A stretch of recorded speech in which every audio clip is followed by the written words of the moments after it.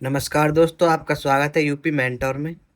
तो हम आज देखेंगे भूगोल के लिए 100 टॉप इम्पोर्टेंट क्वेश्चंस जो कि यूपी लेखपाल और अदर एग्जाम्स के लिए बहुत ही ज़्यादा इम्पोर्टेंट है, यूपी पुलिस आदि के लिए। चलिए देखते हैं। भारत का भौतिक स्वरूप, पर्वत और चोटियाँ देखेंगे। तो हिमालय के किस भूभाग में करेवा भू आकृति पाई जाती हैं? तो ये कश्मीर हिमालय में पाई जाती है, जहाँ पर केसर की खेती की जाती है। ठीक है, इम्पोर्टेंट है। भारत का सबसे पुराना हिस्सा पठार कौन सा है? तो वह दक्कन का पठार। सबसे प्राचीन पर्वत श्रेणी कौन सी है? तो वह अरावली, जो कि अवशिष्ट पर्वत है, एक तरह का। अवशिष्ट मतलब जो टूट फूट चुका है। फिर है अरावली पर्वत श्रेणी का उच्चतम शिखर कौन सा है? तो वह है गुरु शिखर, जो कि माउंट आबू में है। और ये 10,000, नहीं 10,000 नहीं, ये गलत लिखा है, 1722। ठीक है, 1722 मीटर ऊंचा है। सतपुड़ा की सबसे ऊंची चोटी कौन सी है? तो वो है धूपगढ़। ठीक है, इंपॉर्टेंट। नीलगिरी की सबसे ऊंची चोटी कौन सी है? तो वह दोदा बेटा। यह 2637 मीटर ऊंची, और जो कि कहाँ पर है? तमिलनाडु में है। अगला क्वेश्चन देखते हैं। दक्षिण भारत की सबसे ऊंची चोटी कौन सी है? तो वह है अनाईमुडी, जो कि 2695 मीटर ऊंची है। और ये अन्नामलाई पहाड़ी पर है। ठीक है, ये दोनों इंपॉर्टेंट है, बहुत ही मोस्ट। तो अब देखते हैं हम दर्रे, घाटी और पठार। कौन सा दर्रा सिंधु नदी द्वारा निर्मित है? तो कौन सा दर्रा है? वो है जोजिला दर्रा। जोजिला दर्रा। ठीक है। फिर अगला क्वेश्चन, सतपुड़ा और सतलुज नदी किस दर्रे से भारत में प्रवेश करती है? तो किस किस दर्रे से करती है? तो वह सिपकिला दर्रा। ठीक है, और ये हिमाचल प्रदेश में। अगला क्वेश्चन देखते हैं। अटल टनल, जो कि 9.02 किलोमीटर लंबी है, किस दर्रे के पास स्थित है? तो ये है रोहतांग दर्रे के पास, जो कि हिमाचल प्रदेश में है। फिर है थाल घाट दर्रा किन दो शहरों को जोड़ता है? तो थालघाट मुंबई और नासिक दोनों शहरों को जोड़ने का कार्य करता है। अरावली और विंध्य पर्वत श्रेणी के बीच कौन सा पठार है? तो ये है मालवा का पठार। ठीक है, इंपोर्टेंट क्वेश्चन। भारत का रूर किसे कहा जाता है? तो छोटा नागपुर पठार को कहा जाता है भारत का रूर प्रदेश। ठीक है, क्योंकि यहाँ पर खनिज बहुत ही अधिक मात्रा में पाए जाते हैं। फिर छोटा नागपुर के पठार की सबसे ऊंची चोटी कौन है? तो वह पारसनाथ, जो कि 1366 किलोमीटर 666 मीटर ऊंची है। ठीक है। तो अगर वीडियो पसंद आए तो लाइक कर देना वीडियो को, और सब्सक्राइब कर देना चैनल को। ठीक है, आगे देखते हैं। नदियाँ और जलप्रपात। धुआंधार जलप्रपात किस नदी पर स्थित है? तो ये नर्मदा नदी पर है। ठीक है, कहाँ पर है? जबलपुर मध्य प्रदेश में है। कौन सी नदी भ्रंश घाटी से बहती है? तो वो कौन सी नदी है? नर्मदा नदी है। और ये विंध्य और सतपुड़ा के बीच बहती है। इंपोर्टेंट है। दक्षिण भारत की सबसे लंबी नदी कौन सी है? तो वह गोदावरी, और ये 1465 किलोमीटर लंबी है। नासिक त्र्यंबकेश्वर से निकलती है। ठीक है, इंपोर्टेंट है बहुत ही। फिर है महाबलेश्वर, महाराष्ट्र से कौन सी नदी निकलती है? तो वो है कृष्णा नदी। कहाँ से निकलती है? महाबलेश्वर, महाराष्ट्र से। कौन सी नदी डेल्टा नहीं बनाती? ठीक है, डेल्टा कौन सी नदी नहीं बनाती? तो वो है जो अरब सागर में गिरती है। ठीक है, जैसे कि नर्मदा, ताप्ती।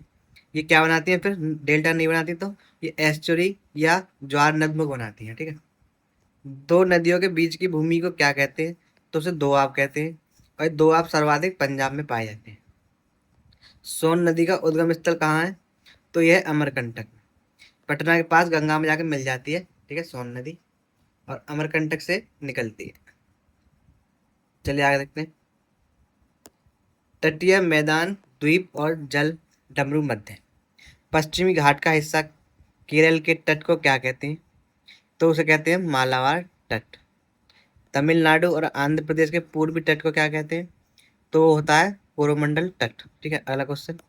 लक्षद्वीप समूह का सबसे बड़ा द्वीप कौन सा है? तो वह एंड्रोथ प्रवाल भित्ति। ठीक है, जो प्रवाल भित्ति से बना हुआ है। इंपोर्टेंट।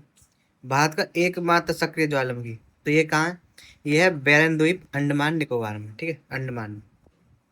अब देखते हैं महत्वपूर्ण चैनल्स। तो 8 डिग्री चैनल किस किस को अलग करता है? तो मिनिकॉय और मालदीव को अलग करता है। 9 डिग्री चैनल, तो ये लक्षद्वीप और मिनिकॉय को अलग करता है। फिर आता है 10 डिग्री चैनल, तो ये अंडमान और निकोबार को अलग करता है। अगला क्वेश्चन है डंकन पास, दक्षिण अंडमान और लिटिल अंडमान को क्या करता है? अलग करता है। इंपोर्टेंट है, ये सारे ही पूछे गए हैं काफी बार एग्जाम्स में। चलिए आगे देखते हैं। भारत की मिट्टी और कृषि। लाल मिट्टी का रंग लाल क्यों होता है? क्योंकि इसमें आयरन ऑक्साइड की अधिकता पाई जाती है। ठीक है। पुरानी जड़ोल मृदा को क्या कहते हैं? तो पुरानी जड़ों को बादर कहते हैं, बांगर, और नवीन जड़ोल को कहते हैं खादर। ठीक है, इंपोर्टेंट। रेय या कलर किस प्रकार की मिट्टी को कहा जाता है? तो लवणीय या क्षारीय मिट्टी मिट्टी को हम रेय या कल्लर कहते हैं। ठीक है, इंपोर्टेंट है। रेय या कल्लर किस प्रकार की मिट्टी को, ये दोबारा रिपीट हो गया। उथली जड़ के बाद गहरी वाली जड़ वाली फसल बोना। ठीक है, ये फसल चक्र का वैज्ञानिक सिद्धांत है। ठीक है, इसमें क्या, पहले हम उथली जड़ वाली फसल बोते हैं, फिर गहरी वाली बोते हैं, फिर दोबारा उथली वाली बोते हैं, फिर गहरी वाली बोते हैं। ठीक है, तो ये फसल चक्र का वैज्ञानिक सिद्धांत है। अगला क्वेश्चन, दो या दो से अधिक फसलों को निश्चित पैटर्न में उगाना क्या है? तो इंटर क्रॉपिंग कहलाता है, अंतर फसल। अब देखते हैं कुछ फैक्ट्स। झूम कृषि के स्थानीय नाम जो कि पूछे जाते हैं बार बार। मध्य प्रदेश में झूम कृषि को क्या कहते हैं? तो उसे बेबर या दहिया कहते हैं। कहाँ पर? मध्य प्रदेश में। फिर है आंध्र प्रदेश और पश्चिमी घाट में झूम कृषि को क्या कहते हैं? तो पोंडू और कुमारी कहते हैं। ठीक है, पश्चिमी घाट में कुमारी और आंध्र प्रदेश में पोंडू कहते हैं। इंपोर्टेंट है। चलिए आगे देखते हैं। तो हम देखेंगे अब प्रमुख फसलें और कृषि क्रांति। अमन, औस और बोरो किसकी किस्में हैं जो पश्चिमी बंगाल में साल भर उगाई जाती हैं? तो ये किसकी फसलें हैं? किसकी किस्में? धान की किस्में हैं। ठीक है, क्या, अमन, औस और बोरो। ठीक है, चलिए अगला क्वेश्चन देखते हैं। उत्तर प्रदेश की सबसे प्रमुख नगदी फसल कौन सी है? तो वो है गन्ना। ठीक है, समान आनुवांशिक गुण वाले पौधे को का तेजी से प्रसार करने वाली तकनीक क्या है? तो वह टिश्यू कल्चर। ठीक है, इंपॉर्टेंट है ये। अगला क्वेश्चन, पीली क्रांति किससे संबंधित है? तो किससे संबंधित है? तिलहन उत्पादन से। ठीक है, और पीली क्रांति के जनक है सैम पित्रोदा। अगला क्वेश्चन, स्वर्ण रेशा गोल्डन फाइबर क्रांति, तो ये जूट उत्पादन से संबंधित है, और जो गोल्डन फाइबर कहते हैं हम जूट को। ठीक है, नीली क्रांति किससे संबंधित है? तो ये मत्स्य उत्पादन से संबंधित। ठीक है, मछली उत्पादन से। फिर अगले, गुलाबी क्रांति का संबंध किससे? तो गुलाबी क्रांति झींगा मछली के उत्पादन से। फिर है रजत रेशा। ठीक है, फाइबर, सिल्वर फाइबर कैसे कहते हैं? तो कपास उत्पादन से संबंधित है। ठीक है, रजत रेशा क्रांति। ठीक है, इंपोर्टेंट है। चलिए आगे बढ़ते हैं। तो वीडियो पसंद आए तो लाइक कर देना वीडियो। अब देखते हैं पशुपालन और संबंधित संस्थान। ऑपरेशन फ्लड का संबंध किससे है? तो दुग्ध उत्पादन से है। इसके जनक थे डॉक्टर वर्गीज कुरियन। ठीक है, श्वेत क्रांति। राष्ट्रीय डेयरी विकास बोर्ड एनडीडीबी कहाँ स्थित है? तो यह है आनंद, गुजरात में। मुर्रा और भदावरी किस्म पशु की प्रमुख नस्लें हैं? ये भैंस की नस्लें हैं। पश्मीना ऊन किस जंतु से प्राप्त किया जाता है? तो ये बकरी से प्राप्त किया जाता है, जो कि लद्दाख में पाई जाती है। ठीक है, अंगोरा ऊन किससे प्राप्त किया जाता है? तो ये खरगोश से प्राप्त किया जाता है अंगोरा ऊन। ठीक है, फिर है सवाई चाल के लिए गाय की कौन सी नस्ल प्रसिद्ध है? तो वह कांकरेज। ठीक है, किसके लिए? सवाई चाल। मुर्गियों में ब्लड फ्लू किस वायरस के कारण फैलता है? तो वह H5N1। ठीक है, इंपोर्टेंट है। H5N1 याद रखना है, पूछा जा सकता है। भारत में प्रथम पशु जनगणना किस वर्ष हुई थी? तो 1920 में क्या हुई थी? प्रथम पशु जनगणना। ठीक है, इंपोर्टेंट। चलिए आगे देखते हैं। अब देखेंगे खनिज संसाधन। जादूगोड़ा की खदानें जो कि झारखंड में, किसके लिए प्रसिद्ध है? तो वो यूरेनियम के लिए प्रसिद्ध है। भारत में सर्वाधिक कौन सा लौह अयस्क पाया जाता है? तो वो है हेमेटाइट। अगला क्वेश्चन, सबसे उच्च कोटि का लौह अयस्क कौन सा होता है? तो वो होता है मैग्नेटाइट। ठीक है, फिर है खेतड़ी जो कि राजस्थान में है, और मलंज खंड जो कि मध्य प्रदेश में, किसके लिए प्रसिद्ध है? तो ये दोनों ही स्थान तांबे के लिए प्रसिद्ध है। ठीक है, इंपोर्टेंट है। रानीगंज कहाँ है? पश्चिम बंगाल में। और झरिया झारखंड में, ये किसके लिए प्रसिद्ध है? तो ये दोनों ही स्थान कोयले के लिए प्रसिद्ध है। अब देखते हैं बाबा बूदान की पहाड़ियाँ जो कि कर्नाटक में, किस खनिज के लिए प्रसिद्ध है? तो ये भी लोहे अयस्क के लिए ही प्रसिद्ध है। कोलार और हट्टी की खदानें कहाँ पर हैं? ये दोनों इंपोर्टेंट है। कर्नाटक में, किसके लिए प्रसिद्ध है? तो ये सोने के लिए प्रसिद्ध है। आ सकता है क्वेश्चन, इंपोर्टेंट। फिर है बेलाडीला जो कि छत्तीसगढ़ में, किस खनिज के लिए प्रसिद्ध है? तो ये लोहे अयस्क के लिए प्रसिद्ध है। ठीक है, तो चलिए आगे देखते हैं।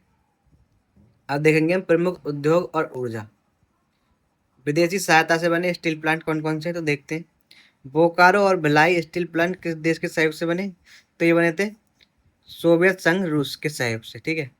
तो ऐसे याद करना, भिलाई मतलब कि भलाई, तो रूस जो है हमारा दोस्त है, तो वो भलाई करता है। और बोकारो बेकार, बेकारों की भलाई कर देता है, ठीक है। कौन? रूस, रसिया। इंपोर्टेंट है। राउरकेला इस्पात संयंत्र जो कि उड़ीसा में है, ये किसके सहयोग से बना है? तो ये बना है जर्मनी के सहयोग से, ठीक है। तो जर्मनी का जो रे है ना, रे निकल रही है, इससे आप राउरकेला याद रख लेना, ठीक है। आगे देखते हैं, दुर्गापुर इस्पात संयंत्र जो कि पश्चिम बंगाल में, किसके सहयोग से बना? तो ये बना है ब्रिटेन के सहयोग से, ठीक है। ये भी इम्पोर्टेंट है। चलिए आगे देखते हैं, नेपानगर मध्य प्रदेश किस उद्योग के लिए प्रसिद्ध है? तो यह है अखबारी कागज के लिए। भारत की पहली कॉटन मिल कहाँ स्थापित की गई? ये स्थापित हुई थी फोर्ट ग्लास्टर कोलकाता में। कब हुई थी? 1818 में, ठीक है। इंपॉर्टेंट है। भारत की सबसे पुरानी तेल रिफाइनरी, तो ये है डिगबोई, असम में। अलंकेश्वर तेल क्षेत्र, ये कहाँ पर है? गुजरात में। इंपॉर्टेंट है। भारत का सबसे बड़ा सौर पार्क कहाँ स्थित है? तो ये भड़ला है, जो कि राजस्थान में, ठीक है। सबसे बड़ा सौर पार्क है। तो चलिए आगे देखते हैं, परिवहन और जलमार्ग। तो राष्ट्रीय जलमार्ग NH1, ठीक है, कहाँ से कहाँ तक है? तो यह प्रयागराज से हल्दिया तक, और कुल दूरी इसकी 1620 किलोमीटर लंबी है, ठीक है। Most important. राष्ट्रीय जलमार्ग 2 किस नदी पर है? तो यह ब्रह्मपुत्र नदी पर। ये सदिया से धुबरी तक जाता है। भारत का सबसे लंबा राष्ट्रीय राजमार्ग कौन सा है? तो वह NH44 जो कि श्रीनगर से कन्याकुमारी तक जाता है, ठीक है। स्वर्णिम चतुर्भुज योजना जो कि 5846 किलोमीटर लंबी है, किन महानगरों को जोड़ती है? तो किन महानगरों को जोड़ती है? दिल्ली, मुंबई, चेन्नई, कोलकाता, ठीक है। ये दिया गया है यहाँ पे, ये चारों को जोड़ती है। फिर है उत्तर दक्षिण और पूर्व पश्चिम गलियारे एक दूसरे को कहाँ काटते हैं? तो ये यूपी के झांसी में, ठीक है। झांसी, यूपी। भारत का सबसे बड़ा रेलवे प्लेटफॉर्म कहाँ है? तो ये है हुबली, कर्नाटक में। पंडित दीनदयाल उपाध्याय बंदरगाह, जिसे हम कांडला बंदरगाह भी कहते हैं, ये गुजरात में है, ठीक है। पहला EPJ है, ठीक है। चलिए आगे देखते हैं, स्मार्ट सिटी और नगरीकरण। स्मार्ट सिटी मिशन आधिकारिक रूप से कब लॉन्च किया गया था? तो हुआ था 25 जून 2015 को, ठीक है। फिर है स्मार्ट सिटी मिशन के तहत प्रथम स्थान पर चुना गया शहर कौन सा था? तो वो था भुवनेश्वर। भारत का 100वां स्मार्ट शहर किसे चयनित किया गया? तो ये था शिलोंग, जो कि मेघालय की राजधानी है। उत्तर प्रदेश के कितने शहरों को केंद्र के स्मार्ट सिटी मिशन में चुना गया? तो यूपी के 10 शहर थे। राज्य मिशन में कितने? 17 शहर।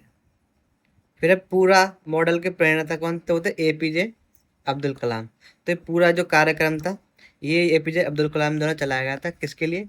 तो गाँव में, ठीक है, गाँव में क्या, शहरों जैसी सुविधा देने के लिए, शहरों जैसी सुविधा, ठीक है, देने के लिए। चलिए अगला क्वेश्चन देखिए, 2011 के अनुसार सर्वाधिक नगरीय जनसंख्या वाला राज्य कौन सा है? तो वो है महाराष्ट्र। अब देखते हैं 2011 के अनुसार भारत का सबसे कम नगरीकृत राज्य, तो ये हिमाचल प्रदेश, ठीक है। ग्रामीण ज़्यादा इलाके हैं यहाँ। भारत का पहला स्मार्ट गांव किसे माना जाता है? तो वह पुसारी गांव, जो कि गुजरात का है। इंपोर्टेंट है। चलिए आगे देखते हैं, अब देखेंगे हम जनगणना 2011 है और जनजातियाँ। भारत का लिंग अनुपात और शिशु लिंग अनुपात कितना है? तो 943 है लिंग अनुपात, और 919 कितना है शिशु लिंग अनुपात, ठीक है। इंपोर्टेंट है। सर्वाधिक और न्यूनतम जनसंख्या घनत्व वाले राज्य कौन से हैं? तो बिहार सर्वाधिक जनसंख्या घनत्व वाला राज्य है, और अरुणाचल प्रदेश सबसे कम। अरुणाचल प्रदेश में 17 व्यक्ति पर इस किलोमीटर स्क्वायर में पाए जाते हैं, जबकि बिहार में 1106 है, ठीक है। इंपोर्टेंट। उत्तर प्रदेश सर्वाधिक जनसंख्या घनत्व वाला जिला कौन सा है? तो वह है गाजियाबाद। विश्व की सबसे पुरानी जनजातियों में से एक जारवा कहाँ पाई जाती है? तो ये दक्षिण अंडमान में, ठीक है। इंपोर्टेंट, पूछी जा सकती है, अभी चर्चा में था, अंडमान, ठीक है। टोडा जनजाति मुख्य रूप से कहाँ निवास करती है? तो ये नीलगिरी की पहाड़ियाँ, तमिलनाडु में। ये भी इम्पोर्टेंट है। कौन सी जनजाति दीपावली को शौक के रूप में बनाती है? तो यह है थारू, ठीक है, जो कि यूपी में पाई जाती है। नरमुंड शिकार और टैटू के लिए प्रसिद्ध कोनयांग युद्ध योद्धा जनजाति कहाँ पाई जाती है? तो यह नागालैंड में। गद्दी जनजाति मूलतः कहाँ की निवासी है? तो ये हिमाचल की, ठीक है। तो इस तरह से याद रखिए, हिमाचल की गद्दी पर बैठ गई, ठीक है। गद्दी, हिमाचल की गद्दी पर बैठे हैं। चलिए आगे देखते हैं। अब देखते हैं पर्यावरण और विश्व भूगोल। प्रोजेक्ट टाइगर कब शुरू किया गया? तो 1973 में हुआ था। वर्तमान में 58 टाइगर रिजर्व है, ठीक है। कितने? 58। प्रोजेक्ट एलिफेंट कब शुरू किया गया? तो 1992 में, ठीक है। 1992 में प्रोजेक्ट एलिफेंट। ऐसे याद रखिए 92 किलो का होता है हाथी, ठीक है। विश्व का एकमात्र तैरता हुआ राष्ट्रीय उद्यान कहाँ है? तो ये केबुल लामजाओ लोकटल झील में, मणिपुर में, ठीक है। चिपको आंदोलन 1973-74 में हुआ। प्रमुख नेतृत्वकर्ता कौन थे? तो कौन थे? सुंदरलाल बहुगुणा, ठीक है। तो ऐसे याद करना, सुंदर है तो चिपक रहे हैं इस तरह से। ओजोन परत संरक्षण के लिए मॉन्ट्रियल प्रोटोकॉल कब हुआ? तो हुआ था 1987 को, 16 सितंबर 1987 को। तो ओजोन दिवस कब मनाया था? ओजोन डे ये 16 सितंबर को ही मनाया था, ठीक है। 16 सितंबर। अगला क्वेश्चन, ग्रीन हाउस गैस उत्सर्जन कम करने के लिए क्योटो प्रोटोकॉल कब हुआ? ठीक है, इंपोर्टेंट है। तो 1997 में। कहाँ हुआ? जापान का क्योटो शहर है, वहीं हुआ था, ठीक है। विश्व की सबसे गहरी झील कौन सी है? तो वह बैकाल झील, जो कि रसिया में है, रूस में। विश्व की सबसे मीठी पानी की झील कौन सी है? तो ये सुपियर झील, जो कि यूएसए कनाडा की सीमा पर है, ठीक है। तो ये बहुत ही मोस्ट इंपोर्टेंट क्वेश्चन हो गए हमारे, 100 क्वेश्चन, ठीक है। तो अगर वीडियो पसंद आ रही है तो लाइक कर देना वीडियो को, और कमेंट में अपने सुझाव देना क्या करना है, और चैनल को सब्सक्राइब करना बिल्कुल नहीं भूलना। और अगर आपको इसकी पीडीएफ चाहिए तो हमारे टेलीग्राम चैनल से जरूर जुड़ें, और ये इसका क्यूआर स्कैनर है, इसे स्कैन करके हमारे चैनल से जुड़ जाएंगे आप। तो बहुत बहुत धन्यवाद आपका लास्ट तक वीडियो देखने के लिए।